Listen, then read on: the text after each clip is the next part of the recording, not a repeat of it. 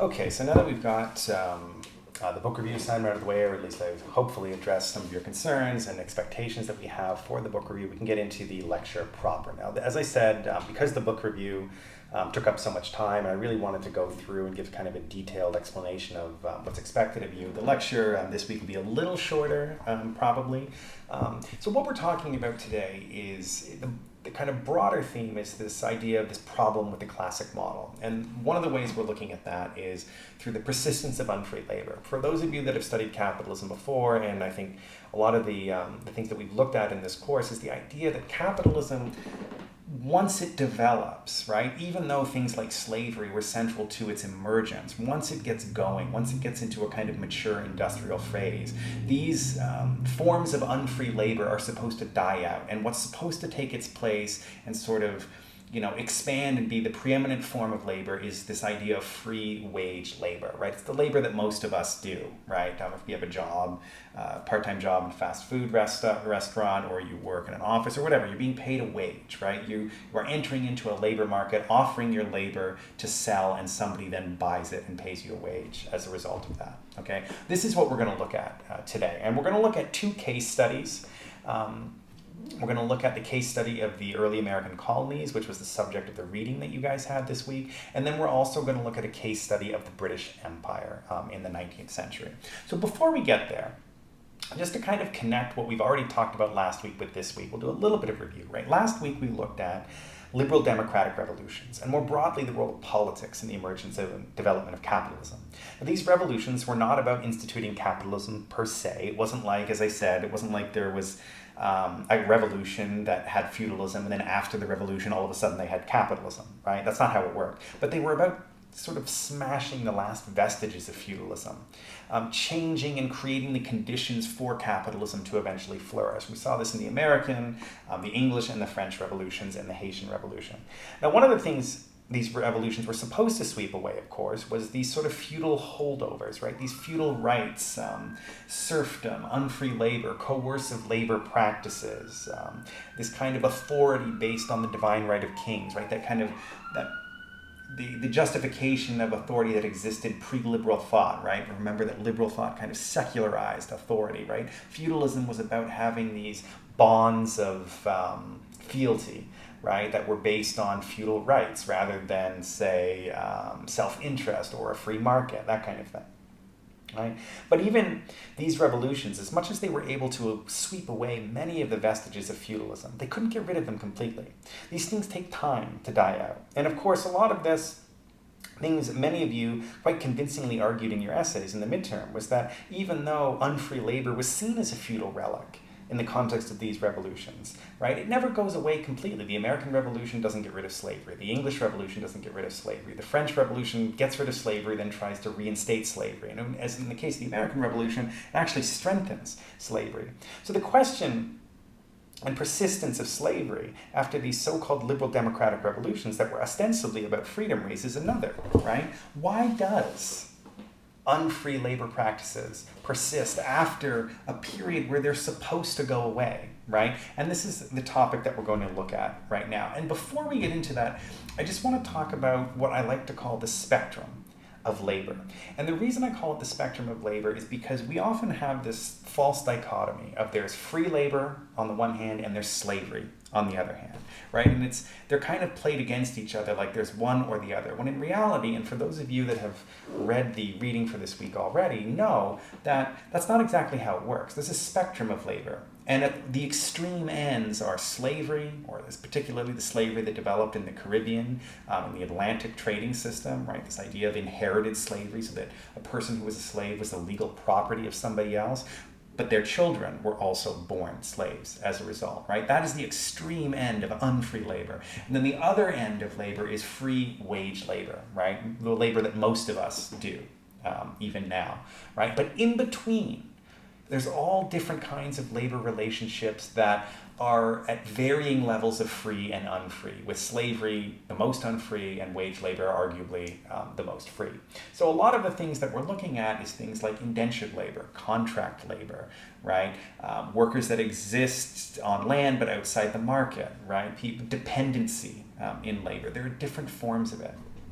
So this is a lot of what we're looking at. So this week's reading demonstrates that there were many different forms of labor between free and unfree. The point is that the notion of unfree labor is a lot bigger than its most extreme version of slavery. As I said, slavery is the most unfree, and that a person is born into it often or is the legal property of another person. People are essentially turned into assets. Moreover, not only in this system is that person a slave, but their descendants are also slaves. Any child they have is legally born a slave, right? Now, but there are other forms of unfree labor. Indentured servitude is another one in which somebody, in theory, freely signs a contract to essentially become the property of somebody, not in the same way as a slave, right? It's not the same thing, but you enter into basically an unfree relationship to an employer for a specified period of time. And I'm going to talk more about what that means later when we look at the two case studies of the early American colonies and the British Empire. But before we get there, we have to talk about some key concepts again. And the key concepts we're going to look at is this new concept called primitive accumulation. And I'm going to look at primitive accumulation from the point of view of Adam Smith, Karl Marx, and then I'm going to add a little corrective by a modern theorist, David Harvey, who's still alive, called accumulation by dispossession. And I'm going to explain what all of these things sort of mean. Okay. So over the last week, especially in the last 2 weeks of class, and before the break, we looked at a process by which capitalists accumulated capital. It is this process that is at the root of the capitalist mode of production. The definition we started with in the first class, put simply, was capital was the investment of capital, which can be money, but not necessarily money. It can be tools, it can be land, to make more capital or money. This process existed for a long time, but capital was almost always interested in trade, right? We don't get that move to capitalism proper again until capitalists or merchants start investing in production. But the question is raised, okay, I understand how capitalism works. I understand that capital is raised and then reinvested, but at some point, there has to be some type of original accumulation, right? As we saw in the feudal system, before the rise of commercial agriculture, capital wasn't really accumulated by the landlords. It was more that they took a share of the crop. There was very little money that actually changed hands. This is why merchants were more important in the early stages of capitalism, because they were some of the few people that actually possessed money, what we would call cash or capital. But in commercial agriculture, how does the initial accumulation occur? And if we remember, right, the transition to capitalism begins in the English countryside, right? When you get this new relationship between landlord and tenant farmer, where there's this incentive to become more productive, right? And at that point, capital starts being accumulated. So we have to look at the process by which that is accumulated. Now, this is the concept. To understand this, we have to examine that concept of a primitive accumulation. Now, the concept of primitive accumulation is first elaborated by Adam Smith and then expanded on and critiqued by Karl Marx, right? It is this concept of primitive accumulation. It's the name that Smith gives it is original accumulation of capital that allows capitalists to reinvest their profits or capital back into their operation to make more capital. Marx calls it primitive accumulation. Now, the good thing is we've actually already covered primitive accumulation. In fact, you're all actually very familiar with the concept of primitive accumulation. I just haven't introduced the word as a concept yet. And for those of you that maybe are already familiar with Adam Smith and Marx, you maybe know about it as well.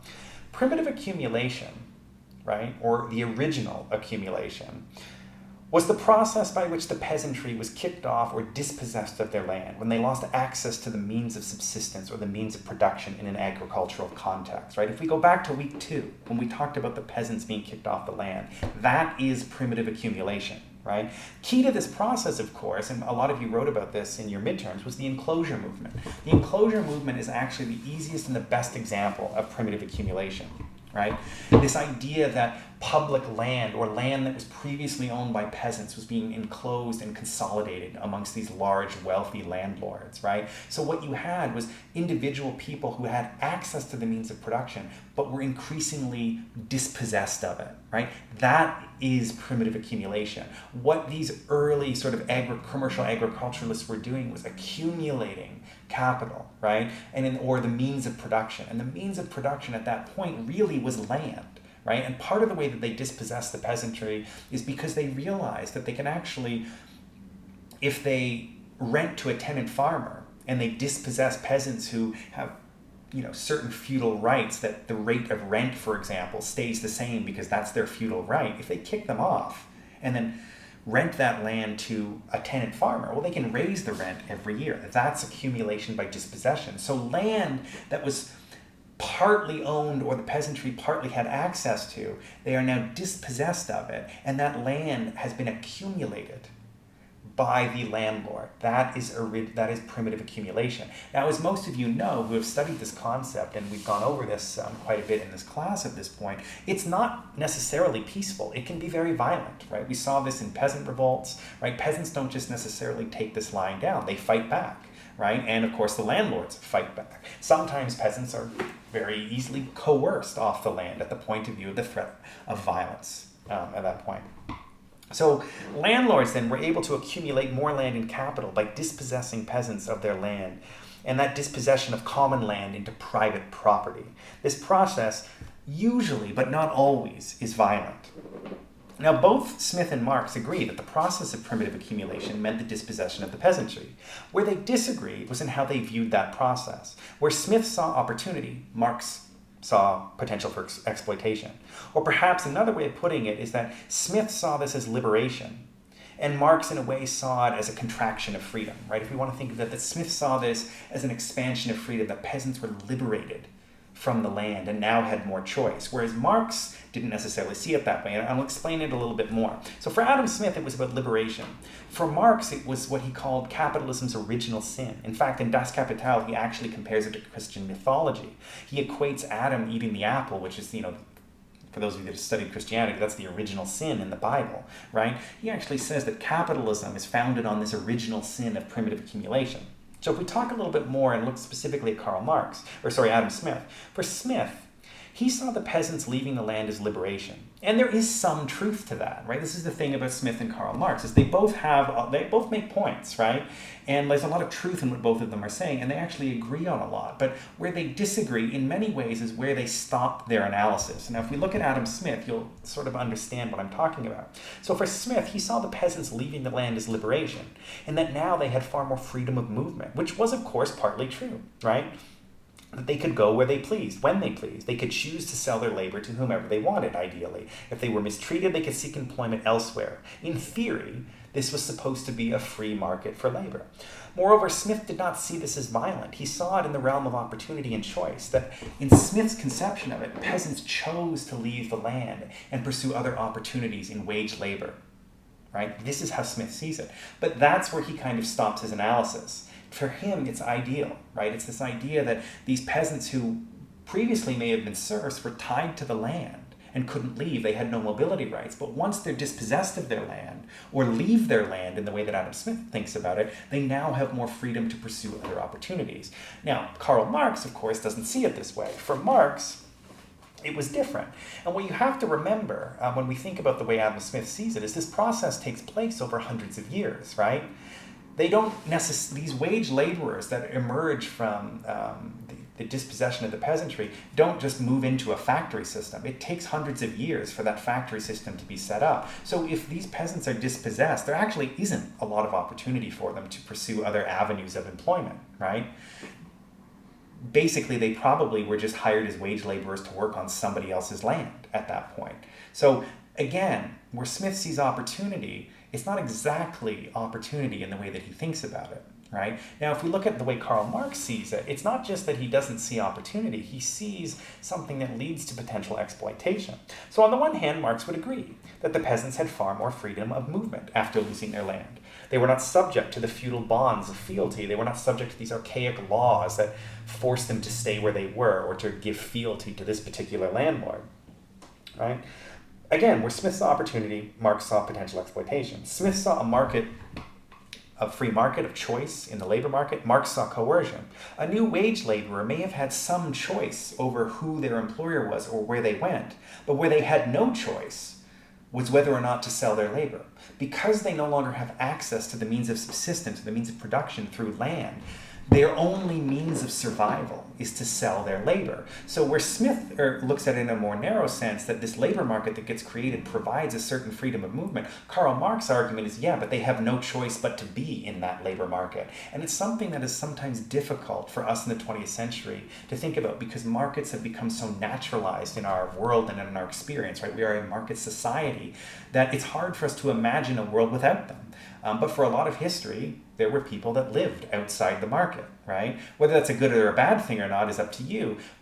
But the fact is, there was no choice, right? And this is the way that Marx thinks about it, right? They may have had a choice in who to sell their labor to, and even then, that wasn't necessarily always a free choice. But they had no choice about whether or not they had to sell their labor, because they lacked access to the means of subsistence. The only way that they could provide for themselves was to buy commodities, food. And the only way they could acquire money to buy commodities was to work for a wage.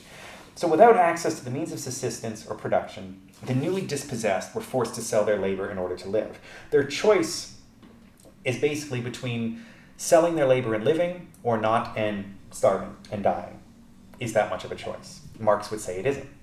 Now, if Smith stops his analysis as soon as they are liberated from the land and says, well, that's good, Marx keeps going, right? Smith starts it there and says, this is great that they've now been liberated and they can move into other things. And Marx says, yeah, that might be great, but now they're very easily exploited by the owner's property at this point. And eventually, of course, you get the creation of a proletariat or the working class. Moreover, Marx emphasized the violent nature of this process, whereas for Smith it was a peaceful transition. For Marx, this was violent, and in many ways it was violent. The enclosure movements that we have studied in the 16th and 17th century, many of these peasants refused to go and were forced, and eventually, as we know, the state takes over the enclosure movement. Right after the English Civil War, they actually start passing laws that it starts to enclose land. So what initially starts as a process between landlord and peasant to force them off their land. Now at this point, after the English Revolution and the landowners have really gained a lot of power in England, they actually start using the tools of the state, the coercive power, the army if necessary, to force peasants off their land to allow the consolidation of it. And this can really be summed up when we look at a quote by Marx in the next slide here. This is Marx on primitive accumulation. This is from chapter 26 in Capital Volume 1, or Das Kapital. He says, those moments when great masses of men are suddenly and forcibly torn from their means of subsistence and hurled as free and unattached proletarians on the labor market. The expropriation of the agricultural producer, of the peasant from the soil, is the basis of the whole process. The history of this expropriation in different countries assumes different aspects and runs through its various phases in different orders of succession and at different periods. In England alone, we take as our example, has it as a classic form, right? So this is how Marx looks at it, right? He sees it as a very kind of violent, disruptive process. And what we're going to do later is look at kind of two examples of how this primitive accumulation, even though the word of it makes it sound like this was something that happened a long time ago. But even in the 17th, 18th, and 19th century, right, when Smith and Marx are writing, this is still going on. And the case examples we look at today will demonstrate that this idea of primitive accumulation based on unfree labor practices, or the dispossession of people from the means of subsistence, was still very much alive in colonial America and the 19th century British Empire. So this is why, before we get there, if we just go back to this slide here, I just want to give another kind of example to think about primitive accumulation, right? Because the one thing that is a bit misleading about the concept of primitive accumulation is that the word implies that it's something that already happened, that it was the original sin of capitalism, the violent usurpation, and then after that everything worked peacefully and workers sold their labor in an open market. But as many of you have maybe quite rightly suspected, it's not a relic of the past. Moreover, the example of the peasants being dispossessed is one form of primitive accumulation, as we'll see today. Indeed, the persistence of unfree labor is the key evidence that the process of primitive accumulation never went away. It simply moved around. We see this with slavery, a system in which direct producers are not only divorced from the means of production, but were also dispossessed of their culture, land, and ownership of their own minds and bodies. So, another way to think about primitive accumulation is what David Harvey calls accumulation by dispossession. It's the same thing, but the word accumulation by dispossession just eliminates that kind of misleading nature of the word primitive, that it's something in the past. In fact, Harvey would argue quite convincingly that accumulation by dispossession, or primitive accumulation, is still going on now. So Harvey basically offered a bit of a corrective in 2001 in his book, The New Imperialism. He thought a more apt term was accumulation by dispossession. The idea that being that capital is not accumulating just from production or greater efficiencies in production, but from the dispossession of a group of, or a mass group of people from the access to the means of production or the access to capital itself. One of the examples that he uses, just to give you a sense of what he's talking about, is if you think of what you do when you start working, right? When you get your first kind of full-time career job, hopefully you're lucky enough to pay into a pension. Now, what a pension is you're basically accumulating capital for your entire life so that when you hit a certain age, you no longer have to sell your labor, right? You hit 70, hopefully it's before that, but say 70, 75 years old, and you can no longer work the same way that you can work now, right? You want to retire. And to retire, you have to have capital. You have to have money so that you can subsist without actually working. So one of the ways he describes this is, say, 2008 financial crisis, right? A lot of pension funds, for example, was invested in the financial instruments that caused the crash. So a lot of pension funds lost billions and billions of dollars. Many people's pension funds were wiped out completely. So what does this mean? It means if you were a person who expected to retire at a certain age and now your pension is wiped out, right? Well, this is a form of accumulation by dispossession, because what you are now done is you have been dispossessed of your capital that would allow you to no longer have to sell your labor, and you've been, in Harvey's words, re-proletarianized, okay? You've been dispossessed of your capital. Another way to think of this, and probably a way that is much more sort of profoundly influential in the last 30 or 40 years, and we'll talk more about this when we get to neoliberalism, because it's primarily what Harvey's writing about, is this idea of the privatization of state assets. And if you think about it, it's actually not that dissimilar from the concept of enclosure of public lands, right? So up until the 1970s, many things that were controlled or owned by the state are now in private hands. So think about what that means, right? If the state owned, let's say, an education system or a healthcare system, that means that that healthcare system, if it's public, is the collective property of the citizens that make up that society. But once that asset, that state asset, whether it is an education system or a healthcare system, is privatized, that's a form of accumulation by dispossession or primitive accumulation, in the sense that the owners of that, the original owners, which is every citizen that makes up a society, right, are being dispossessed of their ownership and it's being put into private hands. So an example for that would be, let's say tomorrow the Canadian government wanted to privatize healthcare in Canada, right? That would be a form of accumulation by dispossession, right? All of us as citizens of Canada collectively own, or let's say use Ontario, the Ontario healthcare system, where we go in with our health card. If that healthcare system was privatized, well, we as citizens no longer have a stake or an ownership stake in that, right? Now it's private. We have been dispossessed of our ownership stake in it. This is a lot of what Harvey's talking about. So the reason I just wanted to introduce the concept of accumulation by dispossession is because it really emphasizes the fact that this process doesn't actually go away. Adam Smith imagined that it went away. Karl Marx showed that there were problems with this, but what we really have to understand is that it never really goes away. In fact, there's a really great quote by David Harvey that I think many of you will find helpful here, not just in terms of accumulation by dispossession, but also just the idea of the way capitalism functions. And he says, capitalism doesn't solve its problems, it just moves it around. And this is what he's getting at with primitive accumulation, right? Primitive accumulation happened in England, right? And it was supposed to end, but then it gets moved around. As we'll see in the next video, it gets moved around to the American colonies, right? The British move it around in the 19th century in the coolie trade, right? And it's constantly happening. Any form of unfree labor, in a way, is still based on this primitive accumulation. Another example would be structural reforms. So when the IMF loans money to a country, a lot of the conditions for that loan is they have to privatize a lot of state assets, right? So this is a form of essentially public enclosure, where an international monetary system loans money to a country, often a developing country, And essentially, the conditions of that loan force them to privatize state assets. And who comes in and buys those state assets? Probably wealthy people from the developed world, Canada, the United States, Europe, Japan, possibly China and India as well now. But this is just a way to think about it. Okay, so that's primitive accumulation, accumulation by dispossession. What we're going to look now is a short kind of case study in unfree labor in the Americas, or at least the American colonies, and then the British Empire, and then we'll wrap it up.